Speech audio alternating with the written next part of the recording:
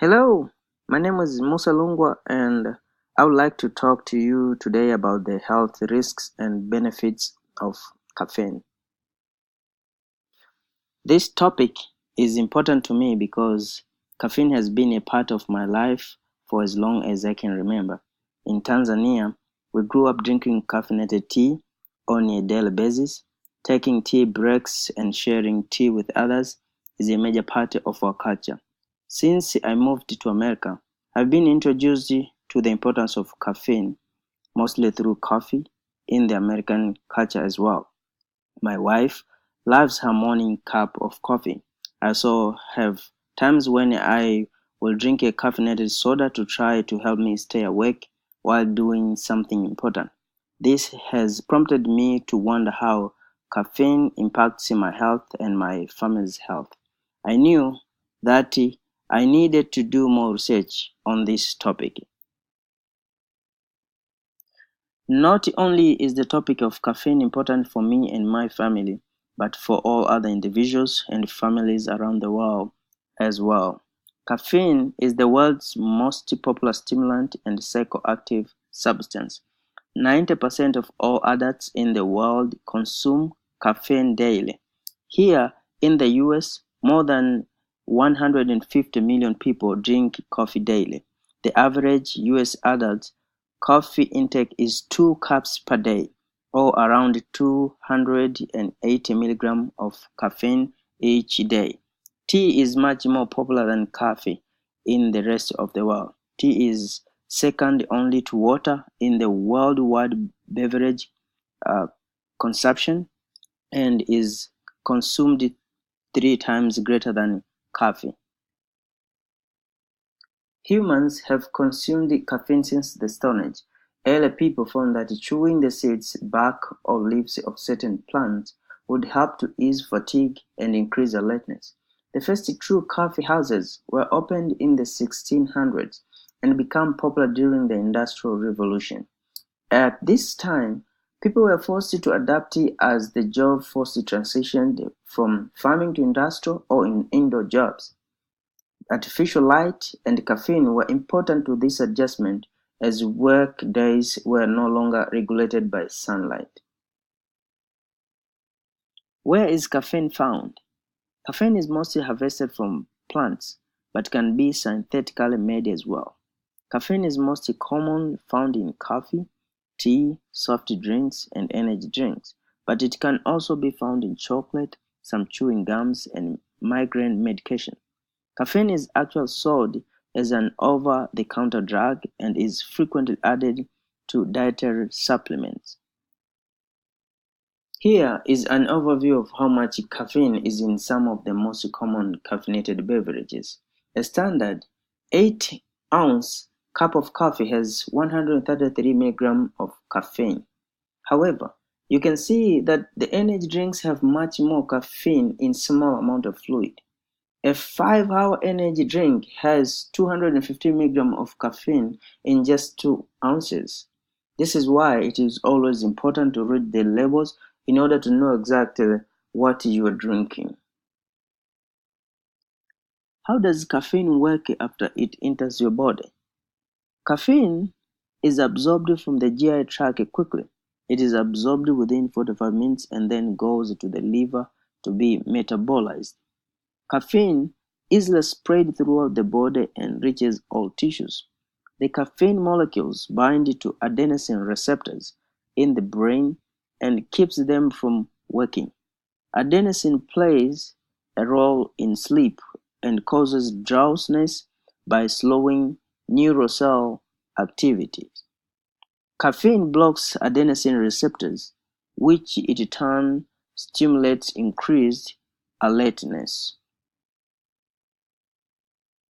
In order to make a decision as to whether or not caffeine is good or bad for our health, we need to understand the effects that it has on the different organ systems in our body. Thankfully, quite a bit of research has been done to study these effects of caffeine on our body. We will briefly go through each of these systems and discuss what the most recent studies have shown. As caffeine works directly on the central nervous system, the neurological effects of caffeine has been studied frequently. Caffeine has mixed reviews when it comes to headache. Caffeine has been shown to both alleviate and generate headaches. Caffeine is sometimes used to treat headaches, but it's also known that regular caffeine intake can lead to chronic migraine. Parkinson's disease is a progressive neurologic disorder that can significantly impact how your body moves. Several studies have shown a decreased risk for Parkinson's disease with the coffee and tea intake. This relationship was dose-dependent, meaning that the more caffeine you drink, the lower your risk is of developing Parkinson's disease. The mechanism of how the caffeine works to prevent this disease is unknown. However, this is not true for all individuals. Studies have shown that caffeine is not protective for older women on hormone therapy. Caffeine actually increases the risk of Parkinson's disease by fourfold in these women. Alzheimer's disease is a well-known progressive dementia that leads to significant memory impairment and behavioral changes. There have only been a few studies performed on this disease in coffee, but they have shown that coffee intake seems to be associated with a small protective effect against the development of Alzheimer's disease. Again, as caffeine has a direct effect on the brain, it is not surprising that caffeine has psychiatric effects as well. Soon after ingesting significant amount of caffeine, it is not uncommon to have feeling of anxiety, nervousness, insomnia, and panic attacks. One study showed caffeine intake was associated with increased risk of anxiety, depression, panic disorder, and substance abuse. However, after controlling for genetic, social, and other environmental factors, the link between caffeine and this disorder was not significant. An additional study done in older women showed that increased caffeine intake was actually associated with a decreased risk of depression. Studies have showed mixed effects of caffeine on the heart. Low to moderate coffee intake may protect against a heart attack. However, heavy coffee intake may trigger heart arrhythmias in susceptible individuals. Along with health, eating, and exercise, as we have learned in this course, coffee may play a role in diabetes prevention.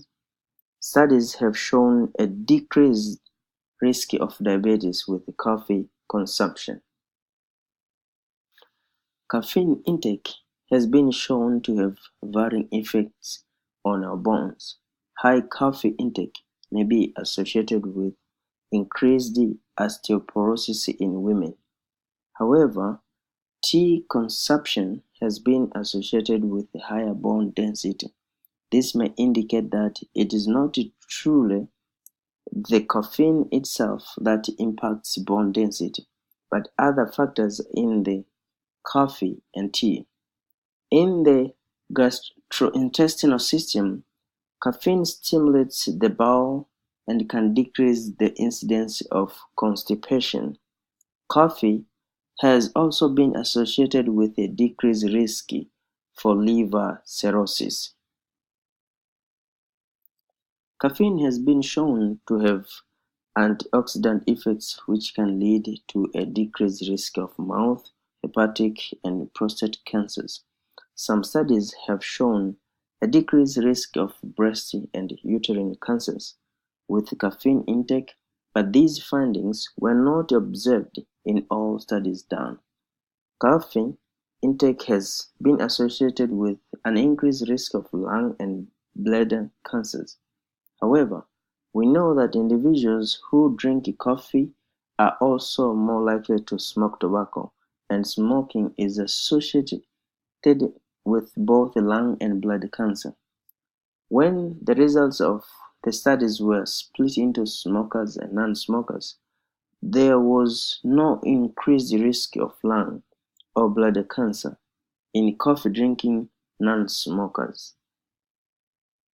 While we have learned that caffeine can have beneficial effects on many organ systems in the body, caffeine intake can have serious effects on the body when used in excess. Caffeine overdose has been more common in the recent years as energy drinks and supplements have become more popular.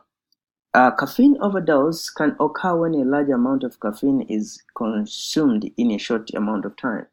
Overdose requires an average around 30 cups of coffee or several energy drinks over a short period of time. Initial symptoms include palpitations, tremor, agitation, and stomach upset. If enough caffeine is consumed, it can lead to arrhythmias, hallucinations, seizures, and even death. Caffeine dependence is another serious issue concerning caffeine intake. Caffeine dependence is based on three criteria: ongoing desire for use or unsuccessful attempts to decrease use, continued use despite harm, symptoms of withdrawal or tolerance. Classic symptoms of caffeine withdrawal include headache, fatigue, depressed mood, difficulty concentrating, and irritability. Heavy caffeine use is also associated with increased risk of other addictive behavior, including tobacco and alcohol abuse.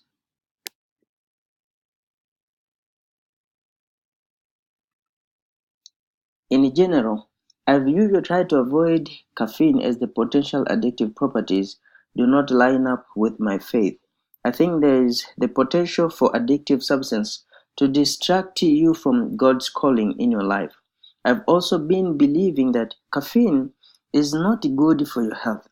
When my wife would have her morning coffee, I'd often ask her if she really needed to have that every day.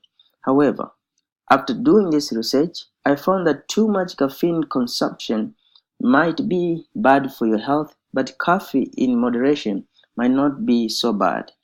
There is some evidence that suggests that caffeine can improve your overall health in many ways. While I don't think I'll likely start drinking coffee every day, the conversation with my wife may change a little bit.